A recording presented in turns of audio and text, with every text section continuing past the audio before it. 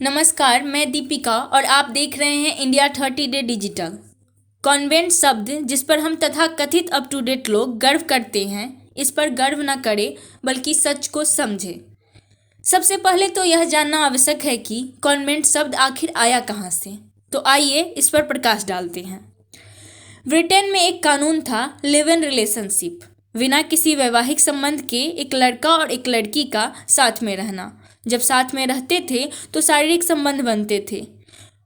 इस प्रक्रिया के अनुसार संतान भी पैदा होती थी, तो उन संतानों को किसी चर्च में छोड़ दिया जाता था। अब ब्रिटेन सरकार के सामने यह गंभीर समस्या हुई कि इन बच्चों का क्या किया जाए। तब वहाँ की सरकार ने कॉन्वेंट खोले, अर्थात जो बच्चे अनाथ होने के साथ नाजायज हैं उनके लिए कॉन्वेंट बने। उन अनाथ और नाजायज बच्चों को रिश्तों का एहसास कराने के लिए उन्होंने अनाथालय में एक फादर, एक मदर और एक सिस्टर की नियुक्ति कर दी, क्योंकि ना तो उन बच्चों का कोई जायज बाप था, ना ही माँ। तो कॉन्वेंट बना नाजायज बच्चों के लिए जायज जगह। इंग्लैंड में पहला कॉन्वेंट स्कूल सन 1609 के आसपास में एक चर्च में खोला गया था, जिसके ऐतिहासिक तथ्य भी मौजूद हैं। और भारत में पहला कॉन्वेंट स्कूल कलकत्ता में सन 1842 में खोला गया था, परंतु तब हम गुलाम थे और आज तो लाखों की संख्या में कॉन्वेंट स्कूल चल रहे हैं। जब कलकत्ता में पहला कॉन्वेंट स्कूल खोला गया, उस समय इसे फ्री स्कूल कहा जाता था। इसी कानून के तहत भारत में कलकत्ता यूनिवर्सिटी बनाई गई, बम्बई यूनिवर्सिटी बनाई गई, मद्रास यूनिवर्सिटी बनाई गई, और ये तीनों गुलामी के ज़माने की यूनिवर्सिटी आज भी इस देश में है।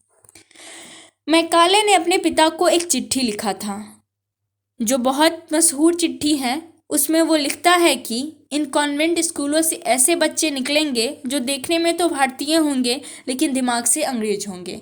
इन्हें अपने देश के बारे में कुछ पता नहीं होगा, इनको अपने संस्कृति के बारे में कुछ पता नहीं होगा, इनको अपनी परंपराओं के बारे में भी कुछ पता नहीं होगा, इनको अपने मुहावरे मालूम नहीं होंगे। जब ऐसे बच्चे होंगे, इस देश में तो अंग्रेज भले ही चले जाएं, इस देश से अंग्रेजियत नहीं जाएगी। उस समय लिखी चिट्ठी की सच्चाई इस देश में अब साफ साफ दिखाई दे रही है। और उस एक्ट की महिमा देखिए कि हमें अपनी भाषा बोलने में शर्म आती है। अंग्रेजी में बोलते हैं कि दूसरों पर हमारा रुबाब पड़ेगा। अरे, हम तो खुद हीन हो गए हैं। जिसे अपनी भाषा बोलने में शर्म आ रही है, दूसरों पर रोब क्या पड़ेगा।